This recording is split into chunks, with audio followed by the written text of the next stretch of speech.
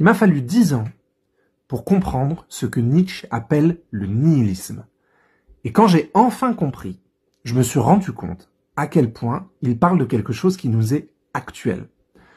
Toute la société dans laquelle on vit aujourd'hui, elle est profondément ancrée dans le nihilisme et elle n'arrive pas à s'en sortir. Et Nietzsche, c'est l'auteur en philosophie qui peut nous aider à comprendre ça et en même temps, peut-être, à en sortir.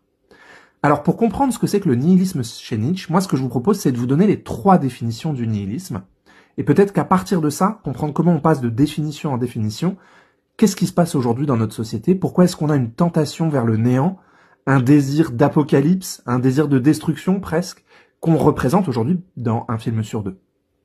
Donc Nietzsche nous explique que le premier nihilisme, c'est le nihilisme qu'on retrouve chez les philosophes anciens, chez les religieux, qui est la négation de la matière, la négation du corps, la négation du monde.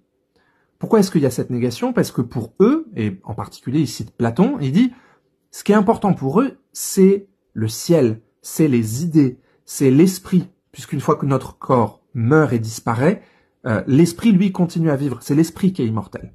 Donc il y a un nihilisme dans le sens où le corps, lui, disparaît, du coup il n'est pas si important que ça. La vie n'est pas si importante que ça, puisqu'il y a une vie après la mort. Premier nihilisme. Le deuxième nihilisme, c'est le jour où la société humaine, petit à petit, s'éloigne du premier nihilisme, en disant « Dieu est mort ». On ne croit plus à tout ça.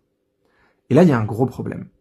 Et ce problème, on le découvre en particulier chez Dostoïevski. Si jamais vous avez lu un peu de Dostoïevski, vous sentez ça. Dans Les Frères Karamazov, Dostoïevski fait dire à un de ses personnages « Si Dieu est mort, est-ce que tout est permis ?» Et ça, c'est la grande question qui mange de l'intérieur le 19e siècle. Le fait que, petit à petit, les gens sont plus croyants. Et ils se demandent, mais si toutes les valeurs qui étaient portées par les grandes philosophies ou les grandes religions reposaient sur Dieu, reposaient sur la croyance, dès l'instant où on ne croit plus, quelle est la valeur de nos valeurs? Est-ce que tout ça vaut encore quelque chose?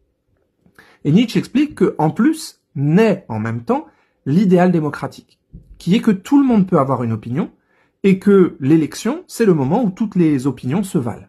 Et Nietzsche dit, mais si tout vaut, alors rien ne vaut. Et si rien ne vaut, on est dans le nihilisme. Donc deuxième définition du nihilisme.